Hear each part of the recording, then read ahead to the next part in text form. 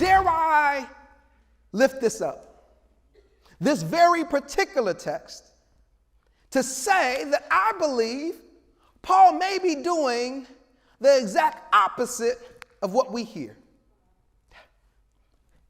I know what the words on the text say, but might I suggest that my biblical work has suggested and even makes me believe I can rightly conclude that Paul may have been doing something that we never even imagined Paul to be doing. God is the joy and the strength of my life. He moves all pain, misery. He promised to keep me, never to leave me. He never ever comes short of his word. Colossians 3, starting at verse 22.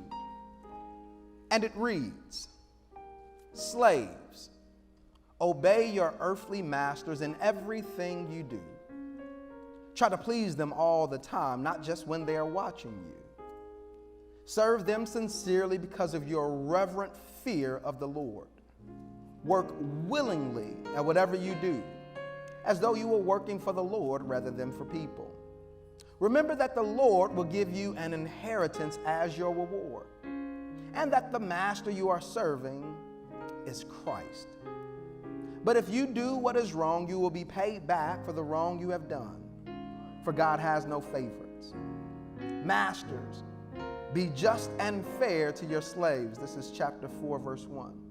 "Remember that you also have a master in heaven." Paul is a pastor, and he's writing to a church. He's recognizing that his writings will have both spiritual and real implications.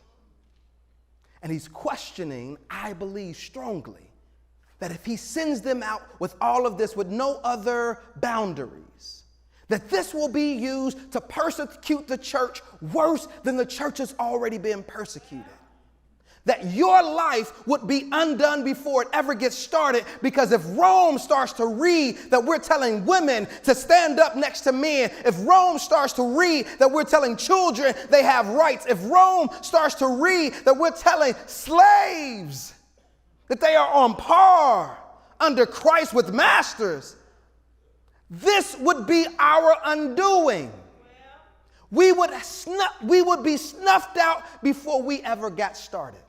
God, He is my all and oh. Don't get tired on us yet. Yeah, keep putting your hands together like this.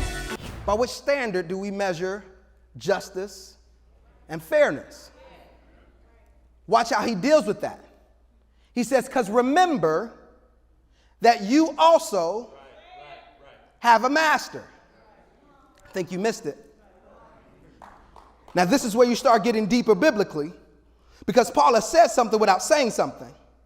Paul has said that masters ought to do right by their slaves, and that the masters ought to remember that they have a master.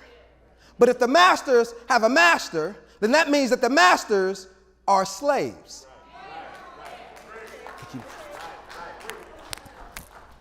If the masters are slaves, then the way in which they ought to be treating their slaves should line up to the way in which they ought to be desired to be treated.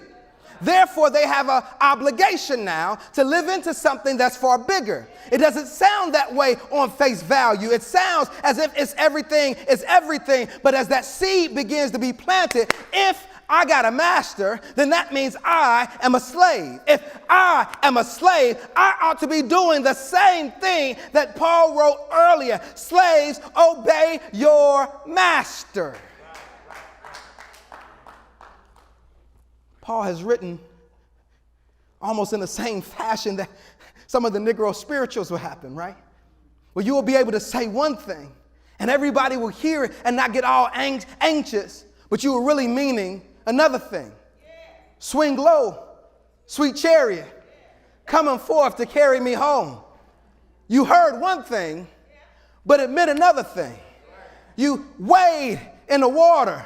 Sounded like an amazing baptismal service, but it was also telling those that needed to get free, if you get into the water, the dogs can't smell you and you can continue to wade all the way up to your freedom. I hear Paul, similar to them, saying the same thing. Masters, you got a master.